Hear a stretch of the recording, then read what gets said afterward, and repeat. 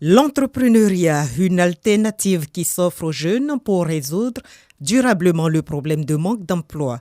Plusieurs initiatives sont prises dans ce sens par le gouvernement. L'organisation non gouvernementale Junior Achievement accompagne cette politique à travers son projet Mini-entreprise, un concours qui récompense les meilleurs projets d'entreprise des élèves de première et de terminale. Projet d'entrepreneuriat qui cible des jeunes de 15 à 18 ans. Ces jeunes-là, par la suite, auront la possibilité, à travers l'écosystème que nous sommes en train de créer au niveau d'Abidjan, ils auront la possibilité d'être encadrés pour leur permettre justement de se lancer dans l'entrepreneuriat. Les lauréats du concours Mini-entreprise 2023 de Côte d'Ivoire affronteront les meilleurs des autres pays africains à Kigali, au Rwanda.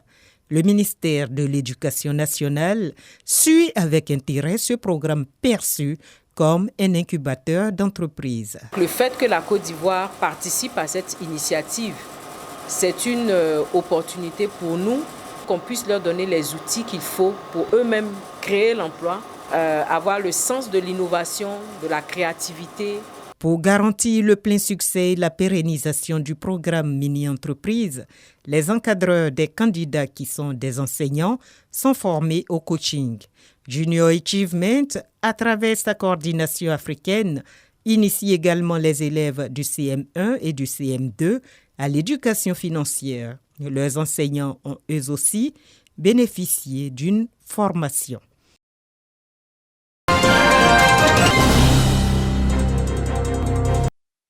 Le camp PC fait sa traditionnelle rentrée solennelle pour l'année 2023. Depuis 48 ans, le centre forme les managers et cadres africains. Les besoins en formation continue dans les administrations publiques sont importants, d'où la conférence inaugurale sur les enjeux, défis et contraintes de la formation continue dans les entreprises et les administrations publiques en Afrique. L'idée, c'est de faire en sorte que le camp PC aujourd'hui soit vraiment l'outil de développement de la formation des cadres dans la sous-région et que les différents pays propriétaires donc, du camp PC puissent s'approprier cet outil et faire du développement du capital humain un outil, un levier important de développement de nos pays. Il y a deux axes majeurs au niveau de l'enseignement technique de la formation pour l'apprentissage. C'est ce qu'on appelle l'académie des talents qui concerne toutes les formations initiales de base.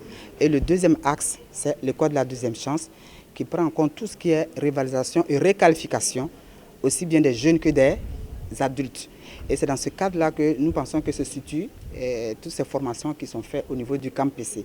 Le doctorat en management fait désormais partie de la liste de formations au camp PC. C'est un doctorat unique, un doctorat en management qui va demander qu'on ait un niveau Bac plus 5 dans différents domaines, mais surtout ce qui est important, c'est de justifier, n'est-ce pas, d'une expérience professionnelle avérée en matière de direction d'entreprise ou direction d'administration. Le camp PC a formé à ce jour plus de 45 000 cadres africains pour le compte de 6 000 administrations publiques et privées.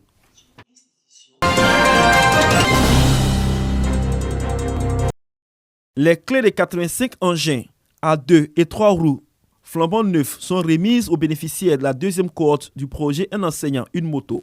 Un projet porté par la mutuelle et personnel des ministères de l'Éducation nationale et de l'enseignement technique en vue d'adresser la problématique de mobilité de leurs membres et de facto améliorer le rendement de ces enseignants. Nous sommes en train de faire des efforts pour pouvoir satisfaire le maximum d'enseignants qui aujourd'hui ont comme priorité d'avoir une moto pour être plus mobile, non seulement, mais aussi pour répondre toujours présent en classe. Parce que quand on parle aujourd'hui de qualité, c'est que l'enseignant soit entouré d'une certaine confiance sanitaire et puis aussi d'une certaine mobilité. Donc c'est ce travail que nous sommes en train de faire.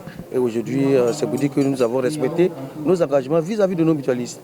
Je dirais que nous sommes heureux de participer à l'émergence de la Côte d'Ivoire, car à travers ce partenariat, nous donnons la possibilité aux acteurs majeurs de l'éducation de se déplacer aisément. À ce jour, ce sont au total 97 motos qui ont été distribuées dans le cadre du projet Un enseignant, une moto. En perspective, la mutuelle des personnels des ministères de l'Éducation nationale et de l'enseignement technique entend déployer au cours de l'année 2023 les projets Un enseignant, une voiture et Un enseignant, une maison sans apport initial.